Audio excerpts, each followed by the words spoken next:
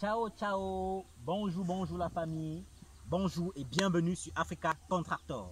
Mon nom c'est Fabrice Ndiolakou, ingénieur agronome de formation et de profession. Si vous êtes nouveau sur cette chaîne, vous avez deux choses importantes à faire. La première, abonnez-vous, activez la cloche de notification pour ne rater aucune de nos vidéos. La deuxième, partagez au maximum cette vidéo dans vos groupes WhatsApp, Facebook, Instagram, LinkedIn et j'en passe. Ici, là, nous parlons d'agriculture, d'élevage, d'agroalimentaire et beaucoup de conseils pour réussir ces projets agro-pastoraux et beaucoup d'idées business agricole. Alors, si tu es passionné par l'agriculture, par l'élevage ou l'agroalimentaire, tu es au bon endroit, tu es sur la bonne chaîne. Installe-toi confortablement, nous allons commencer tout de suite. Ce que vous voyez derrière moi là, c'est un étang piscicole. Alors ce matin, nous sommes chez un client qui a fait appel à notre service d'Africa Contractor puisqu'il rencontre une difficulté et il y a beaucoup d'erreurs qu'il a commises là dans cet élevage alors qu'il a fait un très gros investissement. Et du coup, j'ai décidé de faire cette vidéo pour vous donner des conseils aussi à vous qui voulez lancer la pisciculture ou qui voulez lancer un business agricole. Parce que les conseils que je vais donner tout à l'heure là vont vous aider dans la pisciculture et dans beaucoup d'autres projets agricoles. Alors, pour ne rater aucun de ces conseils, regardez cette vidéo jusqu'à la fin. Installez-vous confortablement. Déjà, je dirais d'entrée de jeu que la pisciculture, comme vous le voyez, on peut le faire sur trois formes si vous voulez. La première, c'est en étang, comme vous pouvez le constater. La deuxième, c'est en hors-sol, c'est-à-dire dans les bacs préconstruits. Et la troisième, c'est sur les carges flottantes en pleine mer. Et la pisciculture, c'est une branche de l'aquaculture. Notons que l'aquaculture ici, c'est l'élevage et la culture des plantes et des animaux en milieu aquatique. Alors, la pisciculture est une branche de l'aquaculture qui se focalise uniquement sur l'élevage des poissons. Alors, petit générique, là, en pisciculture, on peut élever le poisson chat ou le poisson cibule si vous voulez. On peut élever les tilapias, on peut élever les carpes et on peut élever le kanga. Bon, le kanga, c'est vrai que dans une de nos vidéos, j'ai parlé du kanga. Quelqu'un m'a demandé, il m'a écrit en Côte d'Ivoire, il m'a demandé que le kanga c'est quoi. Je profite ici pour dire que le kanga c'est un poisson local. C'est un poisson local. Par exemple, même chez nous dans le nord Cameroun, il y a un poisson là qu'ils aiment souvent appeler poisson pourri. Ce sont des petits poissons comme ça là. Et même chez nous, encore au Cameroun, on a un poisson qu'on aime appeler communément le mbunga. Quand c'est un poisson qui est assez chaud, on l'appelle comme ça le mbunga. Donc, le kanga, c'est un poisson typiquement camerounais. Alors, ce matin, je vais vous parler des erreurs à éviter quand vous voulez lancer votre business de pisciculture. Premièrement, je veux qu'avec moi, vous regardez d'abord un peu ces étangs-là qui sont derrière moi. Vous allez voir, tous ces étangs que vous voyez là comportent des poissons. Il y a des poissons à l'intérieur. Et là, ça a été des investissements. On parle ici en termes de millions de francs CFA. Ici, on n'est pas à moins de 15 millions de francs d'investissement. Parce que notons qu'ici, il y a les étangs de 200 mètres carrés, c'est-à-dire 20 mètres sur 10 mètres. 200 mètres carrés. En moyenne, un étang ici prend la 25 000 à 30 000 poissons là par étang. Repartis en tilapia, en carpe et en silule, ainsi que en kanga. Mais une des erreurs qu'il a commises et que nous, chez nous, on aime toujours dire, quand vous voulez faire un business, premièrement, maîtriser les rouages du business et deuxièmement, consacrer du temps à votre business. Regardez comment c'est sale. Vous voyez, la pêche ne sera pas du tout facile. Et il reste à savoir même si c'est que ces herbes-ci n'ont pas laissé les prédateurs comme des serpents et bien d'autres, j'en passe, entrer pour manger les poissons. Donc, en pisciculture, notons que les étangs piscicoles doivent être propres. Je dis bien très propres. Vous pouvez voir à quoi ressemblent nos étangs piscicoles à nous dans nos vidéos. Si vous cherchez la vidéo comment et pourquoi se lancer dans la pisciculture, vous allez voir à quoi ressemblent nos étangs piscicoles. Les étangs piscicoles doivent être assez propres. Premièrement, d'abord, pour éviter les prédateurs, Et deuxièmement, pour éviter aussi de perdre sa production. Là, maintenant, vous voyez, il nous appelle en sapeur-pompier, comme on dit souvent au quartier. Là, ça va augmenter son coût de production. Parce qu'il faut noter qu'il va d'abord falloir nettoyer d'abord les étangs, ce qui va demander un coût supplémentaire à son coût initial de production.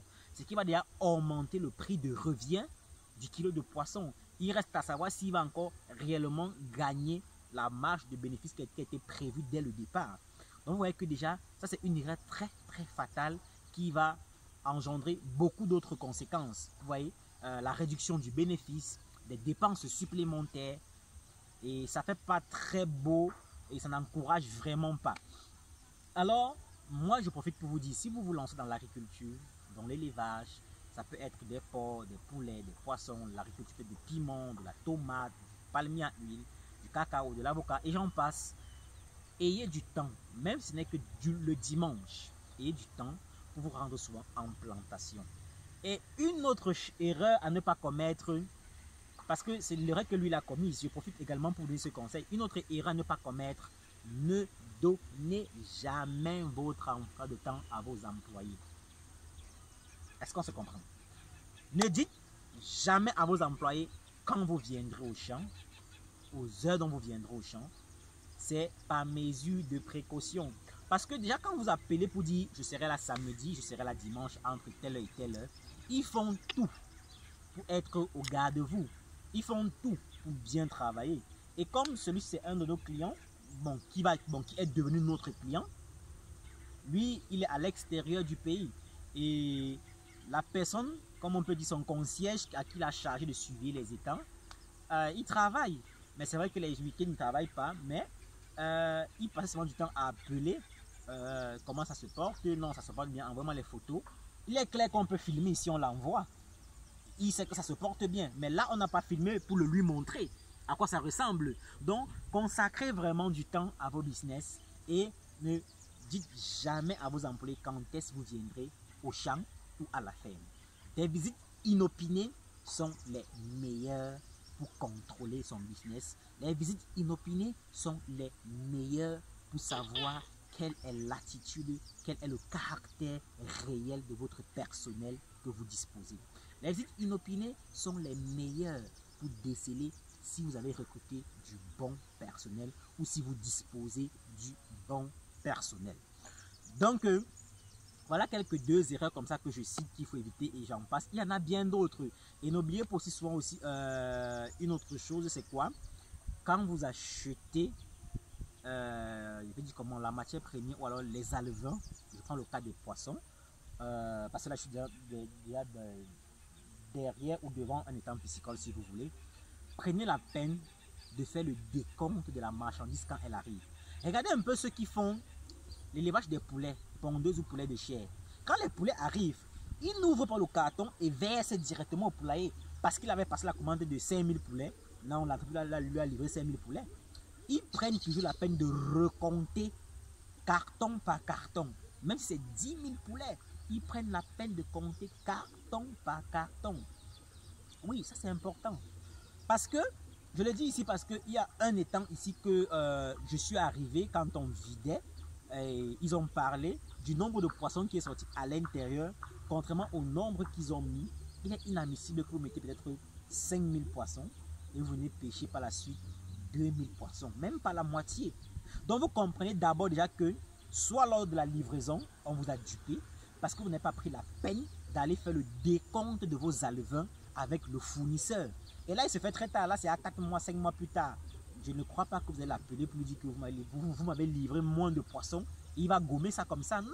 Il peut vous dire que ce sont les prédateurs. Il peut vous dire qu'ils sont morts. Il peut vous dire autant de choses possibles et des arguments qui vont tenir le coup. Donc, troisième erreur à ne pas commettre, c'est lors du décompte de vos alevins. Je vous donne deux conseils pour cela. Premièrement, quand les alevins arrivent, vous pouvez vous les décompter avant de les remettre dans le temps. Soit vous partez chez le fournisseur, vous faites le décompte ensemble. Il empaquette. Pour ceux qui empaquettent dans des plastiques, il empaquette, il met de l'oxygène, il attache, vous rentrez chez vous avec. Ou si vous partez avec des seaux poubelles, vous faites le décompte, il met à l'intérieur, vous fermez, vous portez, vous rentrez avec. ça vous permet d'avoir la main mise réellement et l'idée réelle de vos investissements ou de la quantité des alevins que vous avez en étang. Donc, je vais récapituler les 3 erreurs qu'il faut éviter dans le business de la pisciculture. La première erreur, il faut entretenir vos étangs. Les étangs doivent être propres. Ça, c'est une erreur très fatale parce que ça vous amène des prédateurs et ça impacte même sur la croissance des poissons. Parce qu'avec ça, vous lancez l'aliment, ils ne vont pas manger puisque l'aliment, c'est un aliment flottant. Les herbes vont retenir l'aliment, ils ne vont pas manger. Et deuxième chose, prenez la peine de souvent contrôler le décompte de vos alevins avant de les mettre en étang. Ça vous permet d'avoir une idée réelle de ce qui est dans l'étang. Et troisième erreur à ne pas commettre, ne donnez jamais votre programme à vos ouvriers. Les visites inopinées sont les meilleures. Et en termes de bonus, ayez la main courante dans votre ferme.